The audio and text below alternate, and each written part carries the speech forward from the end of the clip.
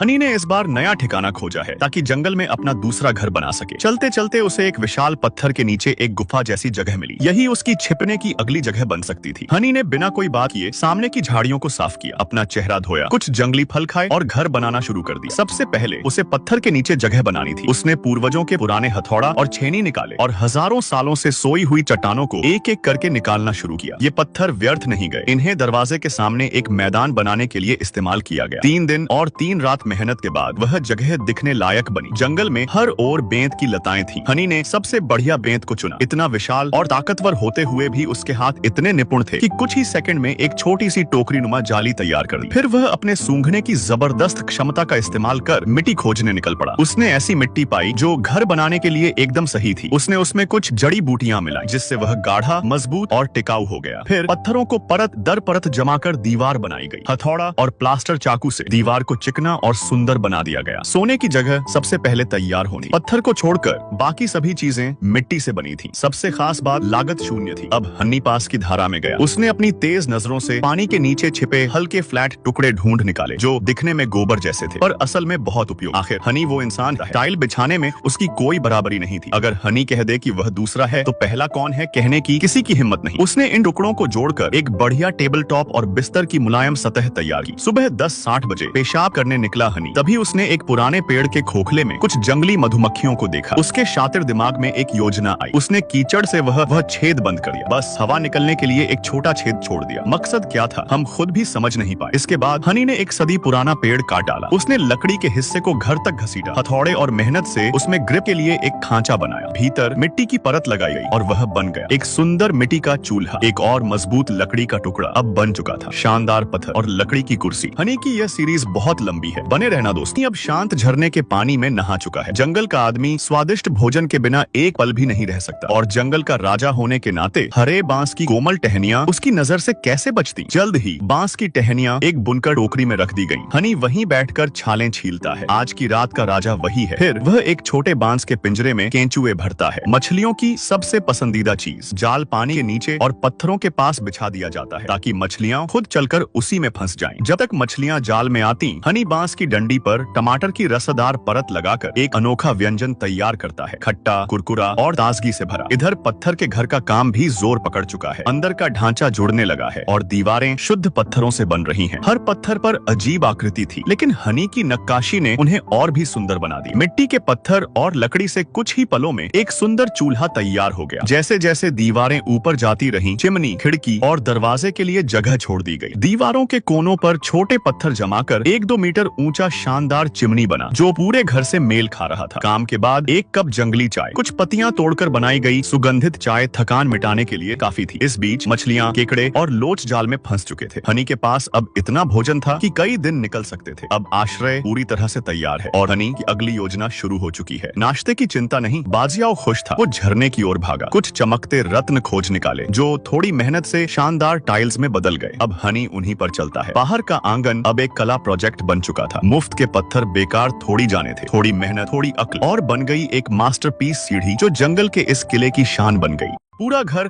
अब एक पत्थर की दुनिया में बदल चुका है। सामने बिछे हैं नदी से लाए गए छोटे छोटे चिकने पत्थर, हाथ में गर्म चाय की प्याली और हनी को याद आता है वो पेड़ जिसमें उसने बंद किया था मधुमक्खियों का खजाना। वो उस पेड़ के पास पहुंचता है जिसके खोखल को उसने कुछ दिन पहले बंद किया था। वहाँ अब जंगली मधुमक्खियों का डेरा था। हनी के हाथों का ये फल मैंने भी खाया था, वाकई बहुत टेस्टी था। हालांकि हनी की उम्र सिर्फ 35 साल है मगर उसके पास है 40 साल का बढ़ई का अनुभव। वो आंखें बंद करके लकड़ी की तख्तियां काटता है, बिल्कुल सटीक, बिना एक बाल बराबर भी गलती के। थोड़ी और योजना के बाद उसने बना डाला एक शानदार लकड़ी का दरवाजा, यहाँ तक कि हैंडल तक खुद से फिट किया और घर के अंदर की गर्म हवा बाहर न जाए इसके लिए हर दरार को मिट्टी से सील किया गया। अब बारी थी एक उलझन भरे काम की। हनी ने बची हुई लकड़ियों से एक बॉक्स बनाया, उसमें पतली बांस की पट्टियां करीने से जमाई, ऊपर से ढक्कन लगाया। लेकिन ये बॉक्स था किस लिए? आगे उसने बांस की फांक से एक आतिशबाजी की तरह का स्पार्किंग टूल बनाया और उसी से एक बांस की प्लेट गढ़ी। फिर वो चला गया उसी मधुमक्खी मधुमक्खियों के पेड़ की ओर। पत्थरों से बंद किया गया गेट हटाते ही एक भव्य छत्ता दिखाई देता है। हनी ने विज्ञान का सहारा लेकर महारानी मधुमक्खी को पहचान लिया और उसे एक बांस की नली में सुरक्षित रख लिया। फिर उसी प्लेट से उस नली को जोड़ा। माधुर्य का ऐसा दृश्य कि सभी नर मधुमक्खियां उस रानी की ओर आकर्षित हो गईं। कुछ हिस्सा खा लिया गया, बाकी बचा हुआ मोम और छत्ता नई मधुमक्खियों के लिए रखा गया ताकि वे उसमें नया घर बना सकें। बांस के बॉक्स में एक छोटा सा खुला दरवाजा छोड़ा गया, जहां से अब यह मधुमक्खी परिवार आ जा सकेगा। हर दिन केकड़ों की दावत और मधु परिश्रम। हनी का जीवन अब वाकई मधुर हो चला था। अब वो और भी प्रेरित था। उसने घर के सामने की ढलान को छत तक समतल किया और जंगल से कुछ जंगली टैरों के पौधे लाकर गेट के पास कतार में रोप दिए। उसने कुछ और बीज भी छत पर बिखेर दिए और अब यह वीरान घर उम्मीदों से भरा एक नन्हा जंगल बन गया।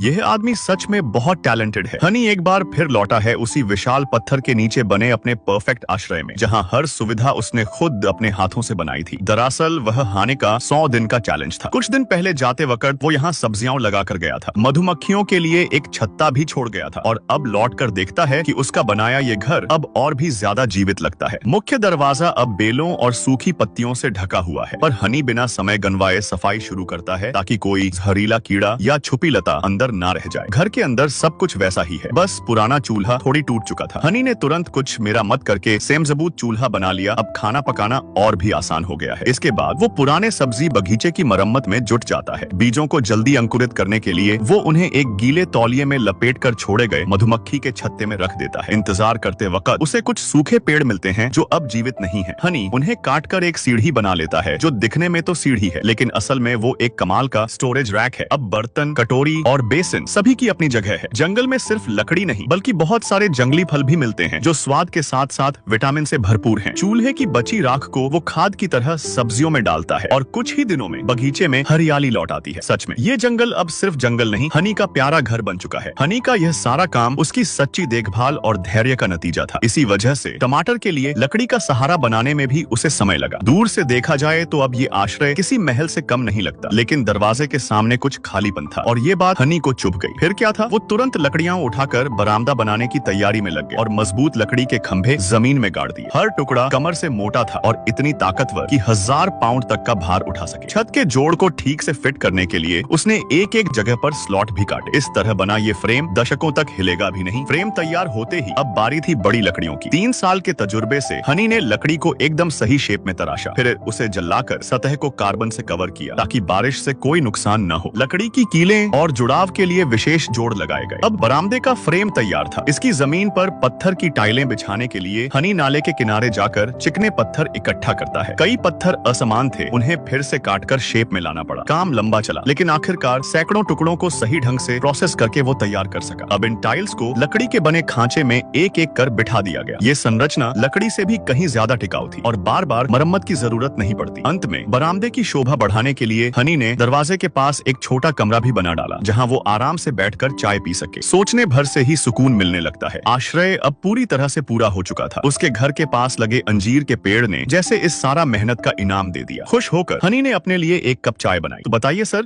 नींद के गुरु अगर आप यहाँ होते तो क्या करते? कमेंट में जरूर बता।